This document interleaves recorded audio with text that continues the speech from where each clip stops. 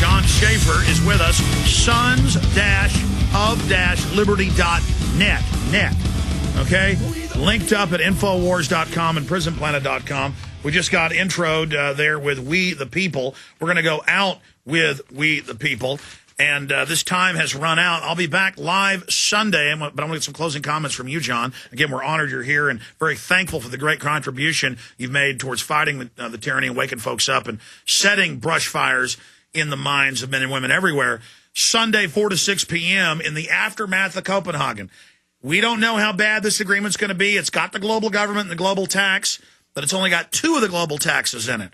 We'll know Sunday what happened. 4 to 6 p.m. Be sure and join us, and we'll be back live Monday, ladies and gentlemen, as well. So, John, again, great to have you here. The guys are going to take you out and show you around Austin. I got family in town. I wish we could hang out. But certainly I want to ask you to come back to Austin when you get back from tour in the next 3 or 4 months, because I really like what you're doing and want to work with you more. But in closing, we got 4 minutes left. You've got the floor.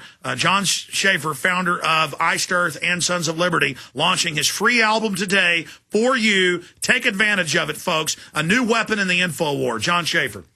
I guess my biggest thing is that I'm pleading for people to be open-minded, about this, and to try to break free from the left-right paradigm, because it's a fraud. I don't care about the rhetoric. Don't trust what these people say. You need to watch what they do. You need to watch their actions. And it's becoming more and more clear to me that things are clearly not what they seem. So I'm just begging people to think outside of the box a little bit, learn what it means to be an American, study the Constitution, go back, study the founders. Look, they warned us everywhere about this exact thing that's going on. I mean, your dad warned us. You were talking about your dad when you were a kid talking about this. Yeah. And I mean, I was really young then. And at some point, I think maybe the burden was a little bit too much and he just didn't talk about it. Maybe he stopped getting involved in it. I'm not sure about that. I just remember at some point I didn't hear about it, that kind of stuff anymore. But I know that he had big concerns. I mean, I remember him, we'd go into a department store, maybe he was Christmas shopping or whatever, and the cashier would ask for his social security number, and he would just go off. I mean, he was not a big fan of this whole control. He understood it. I remember Bobby Vaughn, since died of a brain tumor, friends of my dad coming over, popping a 6-pack of beer after work when I was like 5, 6, 7, and talking about the New World Order and the Rothschilds and the Rockefellers and the global currency and how they were going to tax everything environmentally. And they had all the documents. And, of course, my dad wasn't really a member of the JBS. In high school, he'd given some speeches to conservative groups. But I remember the JBSers coming over to the house. And so I think those are seeds, again, that were planted that later awakened. Yeah. I mean, and, you go back and watch what Robert Welch said in the 70s, warning. And it's happening. It's what they're doing.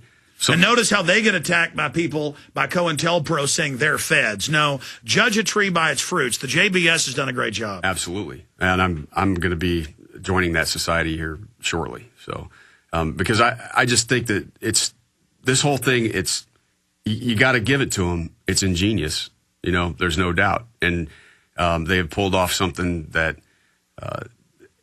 I think we're living in the most historic times on the planet, actually, right now. I mean, this is big stuff. And we're actually blessed to be alive now. I agree. I mean, God test us, man. This is our medal. We're given all this decadence to make us stand down while this scientific dictatorship comes in.